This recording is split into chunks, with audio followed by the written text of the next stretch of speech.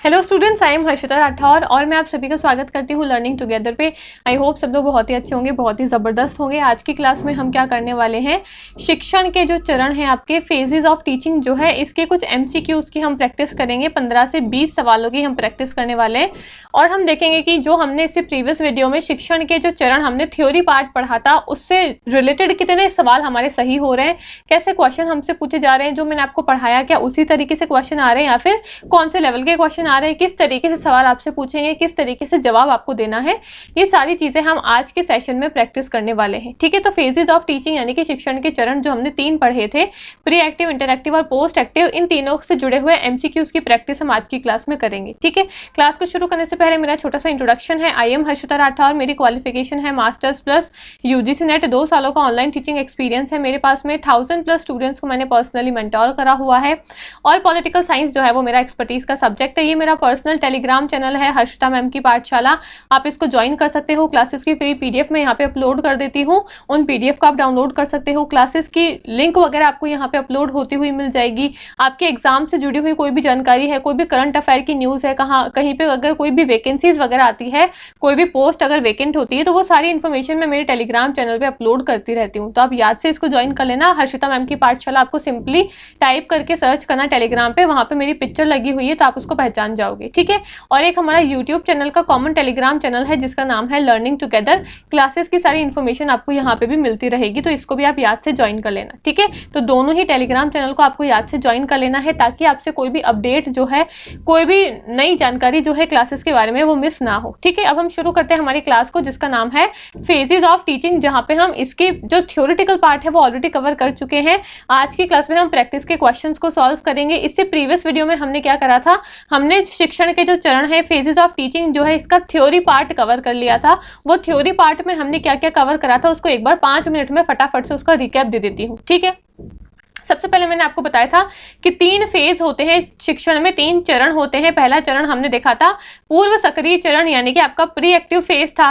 फिर दूसरा चरण हमने देखा था आपका सक्रिय चरण यानी कि आपका इंटरएक्टिव फेज था। और तीसरा चरण हमने देखा था उत्तर सक्रिय चरण यानी कि आपका पोस्ट एक्टिव फेज था। और इससे जुड़ी हुई मैं एक टेबल बनाकर लेकर आई थी जिसके माध्यम से मैंने आपको इजीली सारी चीजें यहाँ पे कवर करवा दी थी। अब इस टेबल के माध्यम से आपको फटाफट से आपका रिविजन करवा देती हूँ। हमने पढ़ा था कि जो प्री एक्टिव फेज होता है, यहाँ पे टीचर क्या करता है, योजनाएं बनाता है और यहाँ पे उसका जो मेन फोकस है, उसकी जो मेन है ना फोकस होता है वो किस पे होता है, योजनाएं बनाने पे यानी कि प्लानिंग बनाने पे। जो भी वो पढ़ाने वाला है उससे पहले वो उसकी प्लानिंग करता है, तो वो करता है पूर्व सक्रिय चरण के अंदर। और इसमें कौन कौन सी गतिविधियां शामिल होती है, यहाँ पे ऑब्जेक्टिव को तैयार करता है, उद्देश्य को तैयार करता है, लेसन की प्लानिंग करता है, टीचिंग एड्स कौन कौन से होते हैं, शिक्षण सहायक सामग्रियां कौन कौन सी उसको यूज में लेनी है, वो सारी चीजें यहाँ पे प्लान करता है उसको। ठीक है, अब पूर्व सक्रिय चरण में जो भी उसने प्लानिंग करी है, जो भी उसने योजना बनाई है, उसको लागू करेगा वो सक्रिय चरण में यानी कि इंटरएक्टिव फेज में। यहाँ पे किसके ऊपर फोकस होता है, शिक्षण के ऊपर फोकस होता है, यानी कि आपका जो एक्चुअल टीचिंग है वो आपकी सक्रिय चरण में इंटरएक्टिव फेज के अंदर होती है। यहाँ पे टीचर क्या करता है, अपने सब्जेक्ट मैटर को डिलीवर करता है बच्चों की तरफ। टीचर का और स्टूडेंट का यहाँ पे इंटरेक्शन होता है और टीचर बच्चे को यहाँ पे फीडबैक यानी कि प्रतिक्रिया भी देता है। ठीक है, और फिर तीसरे चरण में हमने क्या देखा था, आपका है ना उत्तर सक्रिय चरण होता है, आपका पोस्ट एक्टिव फेज होता है। यहाँ पे टीचर मूल्यांकन करता है, इवैल्यूएशन करता है। अब जो भी उसने पढ़ा दिया अपने सक्रिय चरण में, उसका मूल्यांकन करना जरूरी है कि जो मैंने पढ़ाया वो बच्चे को समझ में आया या फिर नहीं समझ में आया। वो बच्चे का यहाँ पे टेस्ट लेता है, बच्चे को यहाँ पे रिफ्लेक्शन के माध्यम से चेक करता है कि जो भी उसने अपने ऑब्जेक्टिव तैयार करे थे, अपने उद्देश्य तैयार करे थे, क्या वो उद्देश्य उसने पूर्ण करे या फिर नहीं करे। यहाँ पे रेमीडियल टीचिंग का भी उपयोग होता है। अब ये रेमीडियल टीचिंग क्या है, ये सारी चीजें मैं डिटेल में आपको इससे प्रीवियस वीडियो में थ्योरी पार्ट में हम कवर कर चुके हैं। ठीक है, आज की क्लास में हम क्या करेंगे, यहाँ पे कुछ एमसीक्यूज की प्रैक्टिस जो है वो हम करने वाले हैं। ठीक है, तो आई होप इतना सारा ओवरव्यू आपको समझ में आ गया होगा कि इससे प्रीवियस वीडियो में हम कितना कितना पढ़ चुके हैं। ठीक है, अब हम शुरू करते हैं हमारे फर्स्ट क्वेश्चन से। सबसे पहला क्वेश्चन क्या पूछा है, which of the following is not a part of pre active phase of teaching. यहाँ पे नॉट जो है वो आपको वर्ड ध्यान में रखना है। आपसे क्या पूछा है हिंदी में, निम्न में से कौन सा पूर्व सक्रिय चरण का हिस्सा नहीं है। पूर्व सक्रिय चरण क्या होता है, प्री एक्टिव टीचिंग क्या होता है, जहाँ पे टीचर पढ़ाने से पहले जो भी क्रियाएं करता है वो आपके पूर्व सक्रिय चरण के अंदर आती है। तो यहाँ पे पूछा है कि पूर्व सक्रिय चरण का हिस्सा कौन सा नहीं है। Lesson planning, selection of content, evaluation यानी कि बच्चे का मूल्यांकन करना, या फिर इंस्ट्रक्शनल ऑब्जेक्टिव्स को डिफाइन करना। तो बच्चे का मूल्यांकन अभी हमने देखा था टीचर यहाँ पे तीसरे चरण में करता है। भाई मैं आपको पढ़ा दूंगी तो पढ़ाने के बाद में ही तो आपको मूल्यांकन करूंगी, लेकिन पूर्व सक्रिय चरण क्या होता है, पढ़ाने से पहले का दौर होता है। तो पढ़ाने से पहले बच्चे का मूल्यांकन कैसे हो सकता है, नहीं होगा। लेसन प्लानिंग तो होगी ही, मैं क्या पढ़ाने वाली हूँ उस लेसन की प्लानिंग यानी कि योजना पहले से बना के तैयार रखूंगी। कंटेंट का सिलेक्शन में क्या कंटेंट आपको दूंगी उसको सिलेक्ट, उसका चयन पहले से ही करके रखूंगी, और मेरे क्या उद्देश्य हैं उन उद्देश्यों को भी मैं पहले से ही बनाकर रखूंगी। लेकिन इवेल्युएशन यानी कि मूल्यांकन कब करूंगी, मैं आपका करूंगी पोस्ट, है ना, सक्रिय चरण में यानी कि उत्तर सक्रिय चरण में करती हूं मैं आपका मूल्यांकन। ठीक है, तो ऑप्शन नंबर सी जो है वो इसका करेक्ट आंसर है। यहाँ पे यही पूछा था कि पूर्व सक्रिय चरण का हिस्सा कौन सा नहीं है। ऑप्शन नंबर ए भी इसका हिस्सा है। प्लानिंग भी होती है, कंटेंट का सिलेक्शन यानी कि उसका चयन भी होता है, और उद्देश्यों का हम यहाँ पे फॉर्मुलेशन भी करते हैं, पर मूल्यांकन यहाँ पे हम नहीं करते हैं। ऑप्शन नंबर सी इसका करेक्ट आंसर हो जाएगा। ठीक है, आगे बढ़ते हैं। सेकंड क्वेश्चन पे क्या पूछा है, सक्रिय चरण केंद्रित होता है, इंटरैक्टिव फेज का जो मेन फोकस है वो किसके ऊपर होता है, इवैल्यूएशन के ऊपर, प्लानिंग के ऊपर, एग्जीक्यूशन ऑफ टीचिंग या फिर टेस्टिंग के ऊपर। अब यहाँ पे देखोगे मैंने वो चार्ट में आपको बताया था कि कौन सी जो आपकी है ना फेजेस है उसका फोकस किस पे होता है और उसमें कौन कौन सी एक्टिविटी, कौन कौन सी गतिविधियां होती है। वो टेबल भी ढंग से पढ़ी है और जो अभी मैंने रिवाइज कराई है वो भी ढंग से देखी है,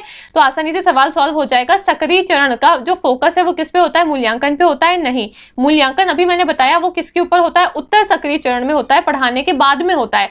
सक्रिय चरण में तो टीचर यहाँ पे पढ़ाता है, उसका मेन फोकस यहाँ पे शिक्षण पे होता है, टीचिंग पे होता है, तो मूल्यांकन हट जाएगा। प्लानिंग पे होता है, नहीं, प्लानिंग तो पढ़ाने से पहले वाला टाइम है, लेकिन सक्रिय चरण तो पढ़ाने वाला टाइम है, जहां पे पढ़ा रहा है तो पढ़ाने से पहले प्लानिंग करेगा, पढ़ाते टाइम पे प्लानिंग नहीं होती है। और टेस्टिंग यानी कि वही आपका मूल्यांकन हो गया, ये भी पढ़ाने के बाद होगा। बचा कौन सा, ऑप्शन नंबर सी, तो यही इसका करेक्ट आंसर है। एग्जीक्यूशन ऑफ टीचिंग, अपने शिक्षण को यहाँ पे लागू करता है, जो भी प्लानिंग उसने पूर्व सक्रिय चरण में करी है उसको लागू करेगा वो सक्रिय चरण में। तो ऑप्शन नंबर सी इसका करेक्ट आंसर है।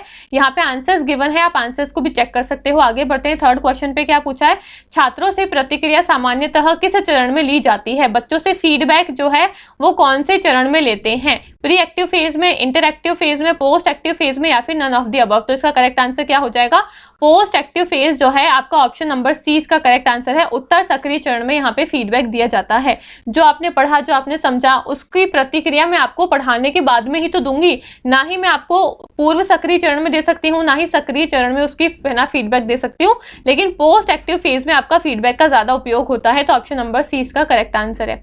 आगे बढ़ते हैं। फोर्थ क्वेश्चन पे क्या पूछा है, छात्रों की प्रवेश प्रवाह है ना प्रवेश व्यवहार की पहचान किस चरण में होती है, diagnosis of learners entry behaviour occurs in which phase. भाई बच्चों का जो प्रवेश व्यवहार होता है, बच्चों का जो एंट्री बिहेवियर होता है वो कौन से चरण से नापा जाता है, प्री एक्टिव चरण से, इंटरएक्टिव चरण से, या फिर पोस्ट एक्टिव चरण से, या फिर ऑल ऑफ द अबव। तो इसका करेक्ट आंसर क्या हो जाएगा, ऑप्शन नंबर ए जो है प्री एक्टिव चरण इसका करेक्ट आंसर है। क्या पूछा है, प्रवेश व्यवहार जो है, एंट्री बिहेवियर जो है बच्चे का, वो हम कौन से चरण से नापते हैं। एंट्री बिहेवियर यानी कि आपने अभी अभी जस्ट अपनी क्लास को शुरू करा है, आप अगर 10th क्लास में हो तो आपने जस्ट अभी एडमिशन लिया है, आपका एंट्री बिहेवियर, आपका प्रवेश व्यवहार जो है वो आपके साल के शुरुआत में ही तो देखा जाएगा। तो किसी भी, मैं आपको क्लास में अगर पढ़ा रही हूँ तो पढ़ाने से पहले ही, शुरुआत में ही तो आपका मैं अपना प्रवेश व्यवहार देख लूंगी, आपका एंट्री बिहेवियर देख लूंगी, भाई आप कैसे बिहेव करते हो क्लास के अंदर, आपको कितना पहले का पता है, आप कितना उस टॉपिक के बारे में जानते हो, उसके अनुसार फिर मैं आगे अपना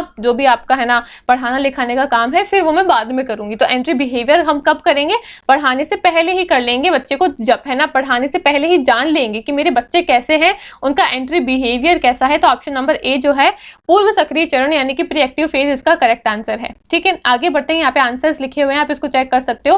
फिफ्थ क्वेश्चन पे चलते हैं। पांचवा सवाल क्या बोला है, which of these is essential for effective classroom management during the interactive phase, यानी कि सक्रिय चरण के दौरान प्रभावी कक्षा प्रबंधन के लिए इनमें से क्या आवश्यक है। अगर मैं बात करती हूँ इंटरएक्टिव फेज की, यानी कि अगर मैं बात करती हूँ आपके सक्रिय चरण की, तो सक्रिय चरण में क्या होता है, मैंने आपको बताया था कि टीचर यहाँ पे पढ़ाता है, टीचर यहाँ पे क्लास में प्रबंधन यानी कि मैनेजमेंट बनाए रखता है। तो अगर सक्रिय चरण के दौरान हमको कक्षा के अंदर प्रभावी प्रबंधन बना के रखना है तो इन चारों में से क्या चीज की जरूरत होगी?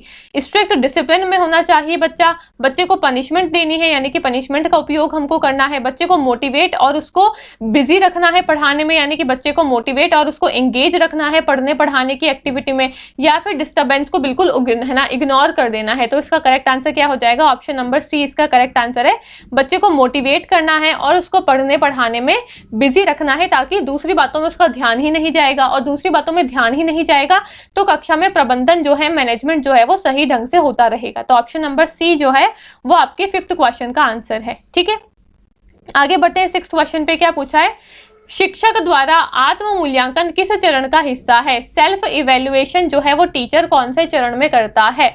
प्री एक्टिव में, इंटरएक्टिव में, पोस्ट एक्टिव में, या फिर नन ऑफ द अबव? तो ऑप्शन नंबर सी इसका करेक्ट आंसर है, पोस्ट एक्टिव चरण के अंदर। अब सेल्फ मूल्यांकन क्या होता है, आत्म मूल्यांकन या फिर सेल्फ इवेल्युएशन क्या होता है?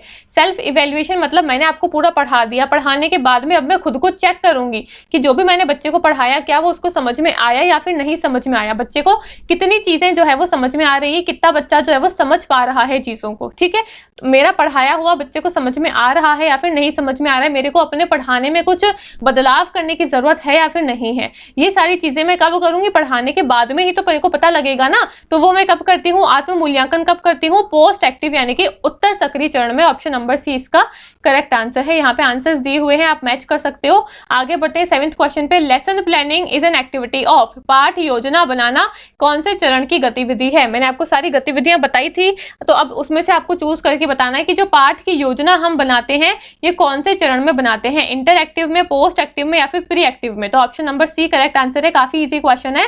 लेसन की प्लानिंग हम पढ़ाने से पहले ही करते हैं, तो इंटरएक्टिव फेज जो है आपका पूर्व सक्रिय चरण जो है, यहाँ पे हम क्या करते हैं? लेसन की प्लानिंग करते हैं। Option number C is your correct answer. ठीक है, 8th क्वेश्चन में चलते हैं। क्या बोला है? In which phase is content delivered to student, कौन से चरण में छात्रों को विषय वस्तु पढ़ाई जाती है? प्री एक्टिव में, इंटरएक्टिव में, पोस्ट एक्टिव में, या फिर प्लानिंग के फेज में?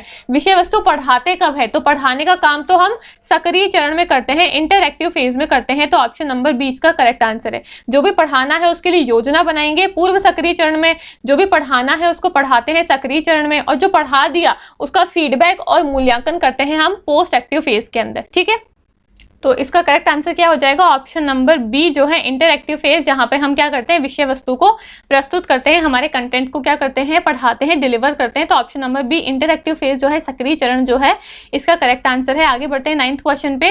Remedial teaching is usually carried out in, यानी कि सुधारात्मक शिक्षण सामान्यतः किस चरण में होता है? ये सारी चीजें वही है, सारे टॉपिक्स भी वही है। रेमीडियल टीचिंग, अभी मैंने आपको जब ये क्लास शुरू करी थी तो मैंने बोला था कि रेमीडियल टीचिंग क्या है, हमने प्रीवियस वीडियो में डिस्कस करा था। तो अगर आपने वो प्रीवियस वीडियो देखी है तो सारी चीजें आपको समझ में आ जाएगी। यहाँ पे पूछ रहे हैं कि रेमीडियल टीचिंग जो है वो कौन से चरण में हम करते हैं? प्री एक्टिव में, इंटरएक्टिव में, या फिर पोस्ट एक्टिव में? अब तो सारी चीजें रट गई होगी आपको।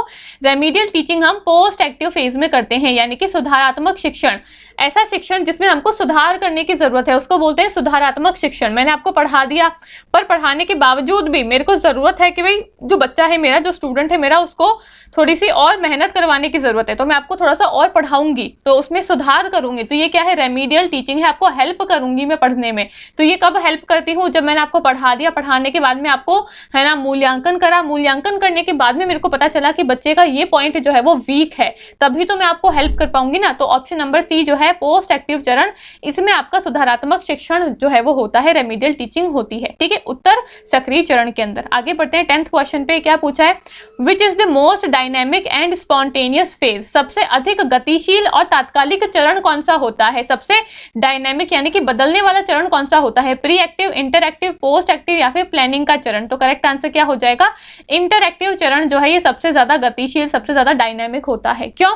मैं यहाँ पे आपको पढ़ा रही हूँ, अब मैं पढ़ाने का मैं कैसे पढ़ाऊंगी, क्या पढ़ाऊंगी, वो मैं पहले से प्लानिंग कर सकती हूँ, लेकिन जो मैंने प्लानिंग करी है उसके आधार पे एक एक शब्द तो मैं नहीं बोल सकती हूँ। सपोज मैंने कोई एक एग्जाम्पल डिसाइड करके आई थी कि इस टॉपिक के लिए मैं बच्चे को ये वाला एग्जाम्पल समझाऊंगी, पर आपको वो एग्जाम्पल समझाने के बाद में भी समझ में नहीं आया तो मेरे को अपने खुद का एग्जाम्पल बनाना पड़ेगा। अगर मैं किसी तरीके से आपको पढ़ा रही हूँ, मैंने सोचा था कि मैं आपको है ना लेक्चर देके पढ़ाऊंगी, पर आपको लेक्चर देके समझ में ही नहीं आया, तो फिर मैं क्या करूंगी? अपने पढ़ाने का तरीका बदलूंगी। तो यानी कि ये जो फेज होता है आपका काफी ज्यादा गतिशील होता है। बच्चे को क्लास में कैसे समझ में आ रहा है, बच्चे के अनुसार चीजें जो है वो यहाँ पे बदलती रहती है, एक जैसी नहीं रहती है। ठीक है, प्लानिंग हम करते हैं हमारी सहूलियत के लिए, लेकिन जरूरी नहीं है जैसे प्लानिंग करी थी वैसा का वैसा ही आप उसी चीज को सेम टू सेम अप्लाई करोगे पढ़ाने में, ऐसा जरूरी नहीं होता है।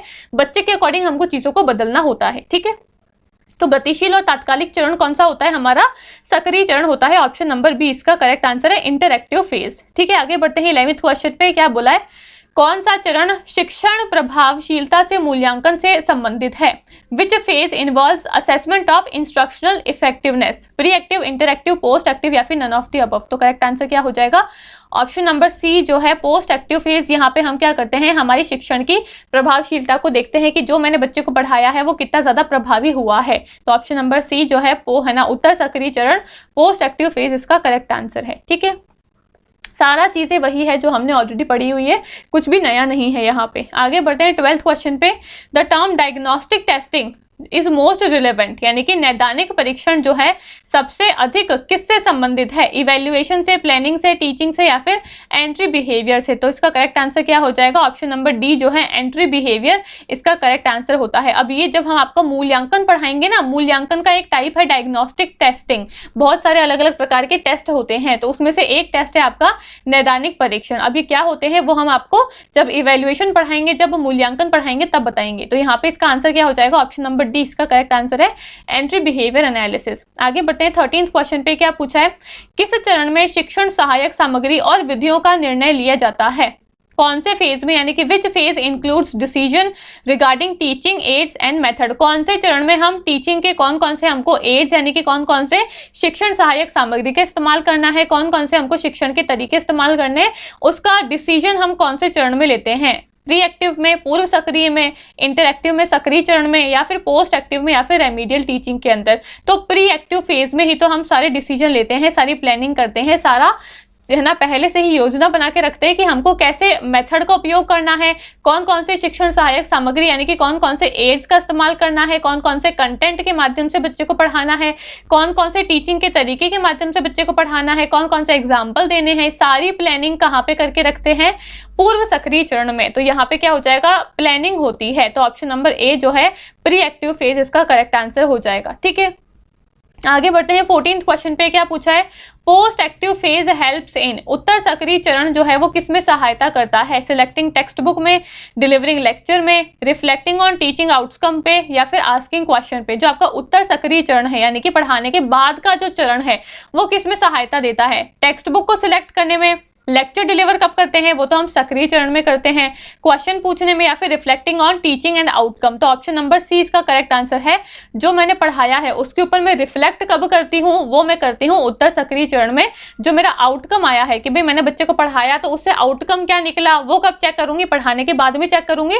तो पोस्ट एक्टिव फेज के अंदर हम करते हैं reflecting on teaching and outcomes. Option number C इसका करेक्ट आंसर है। ठीक है, आगे बढ़ते हैं 15th क्वेश्चन पे। क्या पूछा है, interactive phase is crucial because, यानी कि सक्रिय चरण जो है वो महत्वपूर्ण होता है। क्यों महत्वपूर्ण होता है? इट सेट द गोल, क्या हम यहाँ पे गोल सेट करते हैं? बिल्कुल गलत बात है, ये तो हम पूर्व सक्रिय चरण में करते हैं। इट इवेल्युएट स्टूडेंट के यहाँ पे मूल्यांकन होता है? बिल्कुल नहीं, ये तो हम उत्तर सक्रिय चरण में करते हैं। हमसे सक्रिय चरण का पूछा है। It directly affect learning and it creates homework. तो करेक्ट आंसर क्या हो जाएगा क्वेश्चन नंबर 15 का? ऑप्शन नंबर सी जो है वो करेक्ट आंसर है।